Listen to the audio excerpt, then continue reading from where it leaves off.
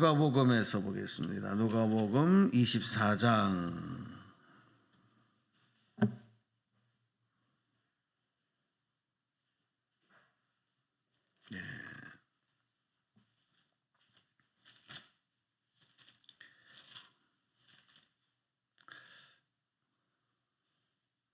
누가복음 24장.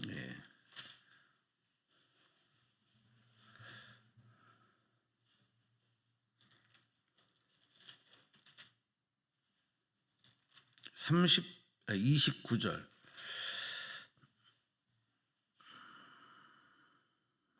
29절에서 35절까지 교독할 때 여러분이 홀수절 읽어주시면 되겠습니다. 짝수절 읽어주시면 되겠습니다. 29절 제가 읽을게요. 그들이 강권하여 이르되 우리와 함께 유하사이다. 때가 저물어 가고 날이 이미 기울었나니 다시요.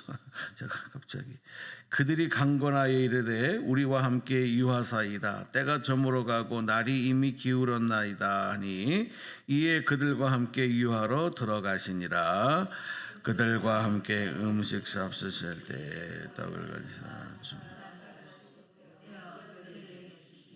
그들의 눈이 밝아져 그인 줄 알아보더니 예수는 그들에게 보이지 아니하신지라.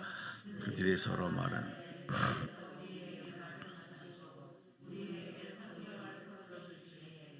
우리 속에서 마음이 뜨겁지 아니하더니 곧 그때로 일어나 예루살렘에 돌아가 보니 11 제자 및 그들과 함께한 자들이 모여 있어 말하기를 주께서 과연 살아나시고 시몬에게 보이셨다.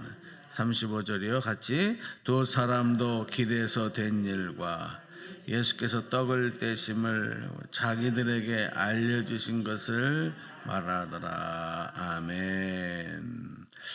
오늘 29절부터 읽었는데 이제 13절 말씀부터 쭉 이어지는 말씀이었습니다.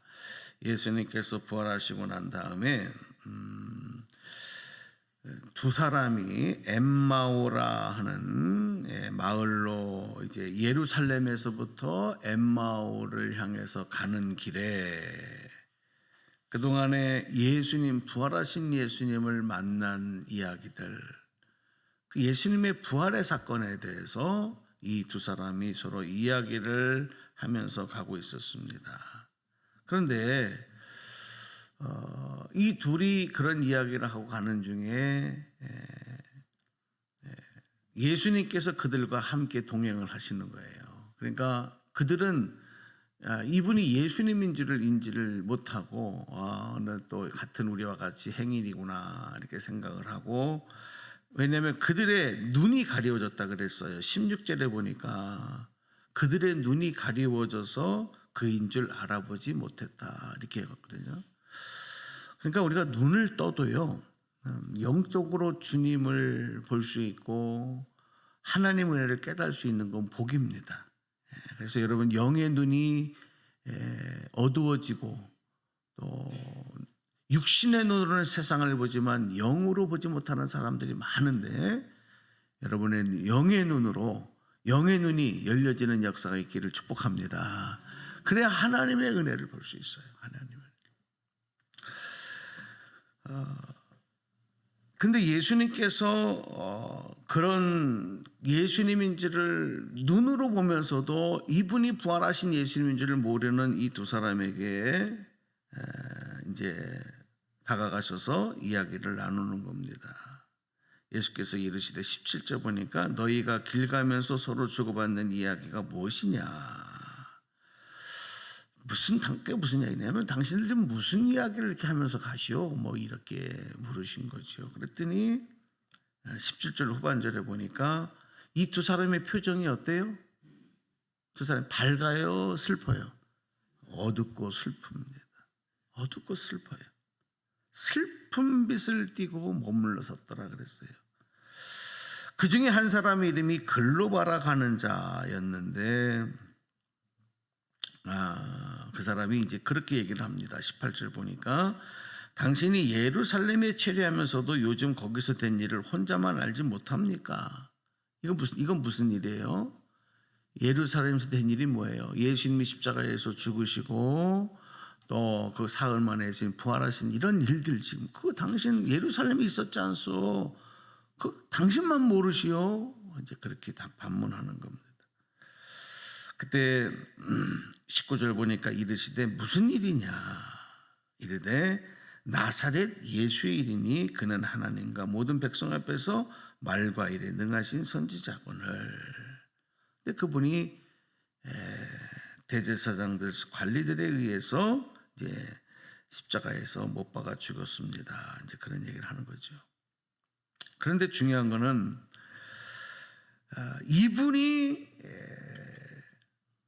이분에 대해서, 그러니까 그들이 말하는 예수님에 대해서 이들은 굉장한 큰 기대를 하고 있었던 거예요. 이 글로버라고 하는 사람과 또 한 사람, 21절에 보니까 이 사람이 이스라엘을 속량할 자라고 바랐노라 이렇게 하는 거죠. 그런데 그분이 십자가에서 죽으시고 죽으셨을 뿐만이 아니라 이제 그분이 다시 죽으신 지가 이제 사흘이 지났다 이거죠. 사흘이. 그런데 어떤 여자들이 말하기를 그분이 살아나셨다라고 얘기를 한다 이거예요.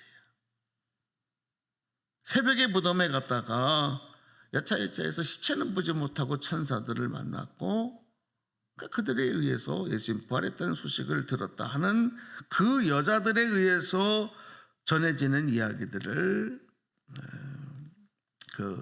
이제 이들이 들은 겁니다. 또 그들과 함께 했던 사람들 중에도 직접 무덤에 가서 보니까 정말 예수님의 시체가 없었다. 그 여자들이 말한 뭐 같더라. 그런 얘기도 들었다. 자, 여러분, 이렇게 지금 24절까지 보면 얘기를 하고 있는데 지금 이 엠마오로 가는 이 두 사람이 예루살렘에서 되어진 예수님의 죽으심과 부활의 그런 소식들을 들었어요. 그죠? 그런데 어때요? 믿어요, 안 믿어요? 믿는 거야, 안 믿는 거예요? 못 믿는 거예요. 못 믿습니다.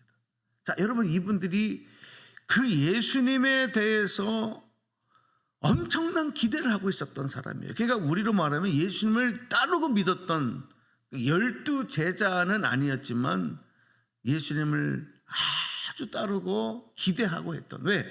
아까 보면은 21절에 우리는 이 사람이 이스라엘을 속량할 자라고 바랐노라.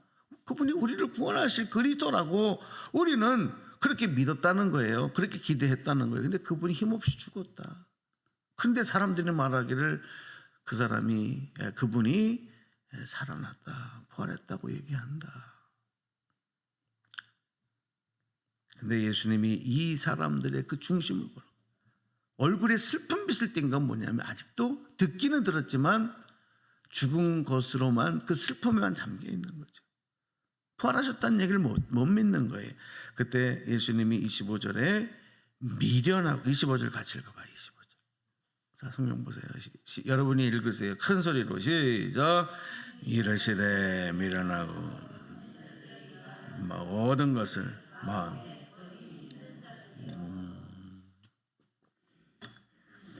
마음에 더디 믿는 자, 믿어지지 않는 거예요. 잘 못 믿는 자들인 거죠. 믿음이 없는 거죠. 그들이 못 믿는 거죠. 예수님이 더디 믿는 자, 쉽게 믿지 못하는 너희들 이렇게 얘기를 하면서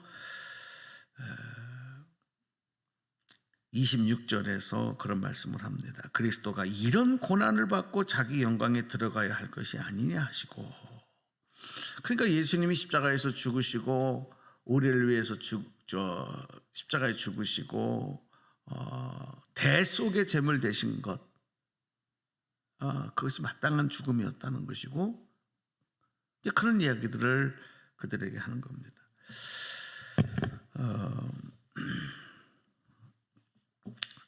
자, 여러분, 지금 이 엠마오로 가는 두 제자, 예수님을 따랐던 두 제자, 예수님에 대해서 엄청난 기대를 하고 나름 믿음을 갖고 그분이 우리를 구원하실 분이다라고 하는 그런 믿음까지 갖고 있었던 이 두 제자였지만 그들은 예수님의 죽음 사건 앞에 깊은 절망에 빠져, 그리고 마치 패배한 자들처럼 예루살렘에서 지금 엠마오를 향해서 가고 있는 바로 그 현장.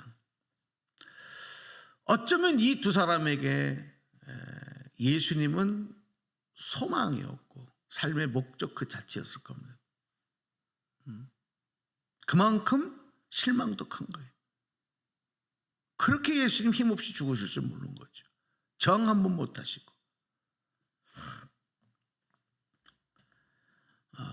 예수님의 죽음 사건은 이들에게 비통한 사건, 절망의 사건,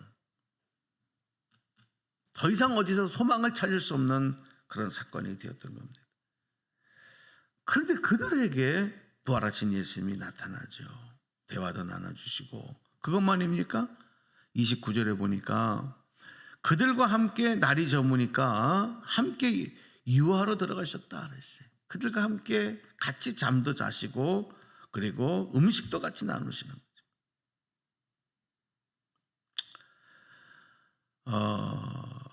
근데 놀라운 사실은 이 31절에 이제 나와요. 31절에. 자, 아까 말씀하고 이제 반대되는 말씀인데, 자, 읽어봅니다. 31절 시작. 그들의 눈이 밝아져 그인 줄 알아보더니 예수는 그들에게 보이지 아니하신지라. 이게 지금 신비한 현상이 나타나는데, 분명히 엠마오로 가는 길에 함께 했던 분, 그리고 많은 이야기를 나눴던 분, 그리고 함께 머물기 위해서 함께 숙소로 들어갔던 분, 함께 같이 저녁 식사도 나눴던 분. 근데 성령께서 이 사람들의 눈을 열어주시는 거죠. 영의 눈을 열어주시면서 열어주시고 보니까 그분이 부활하신 예수님이에요. 할렐루야. 근데 예수님은 옆에 계셔요, 안 계셔요? 이미 없으셔요. 그러니까 이제 예수님이, 부활하신 예수님은 이제 육과 영으로 지금 같이 움직이시는 거예요. 부활하신 예수님은. 그러니까 예수님은 그들 곁에 보이지 않았어요. 그러니까 그때 이제 그들이 서로 나누는 거지. 은혜 마음. 그때 정말 그분이 와서 우리에게 말씀을 하고 또 선지자에 대한 성경의 말씀을 풀어 얘기해 주시고 할 때 그때 우리의 마음이 뜨겁지 않았느냐. 그러면서 그들의 마음, 이 절망, 실망의 슬픔이 소망으로 바뀌는 거죠. 누구 때문에? 부활하신 예수님 때문에. 자, 여러분, 오늘 우리가 살아가는 이 시대는 오늘 이 두 제자처럼, 엠마오를 향하여 가는 두 제자처럼, 두 명의 성도들처럼 여러 가지 세상의 일들로 인해서 슬퍼하고 절망하고 낙심하고 소망을 잃는 그런 사람들이 많습니다. 예수를 안 믿는 게 아니에요. 교회를 안 다니는 게 아니에요. 하나님 안 믿는 게 아니에요. 그런데도 그렇게 하고 있어요.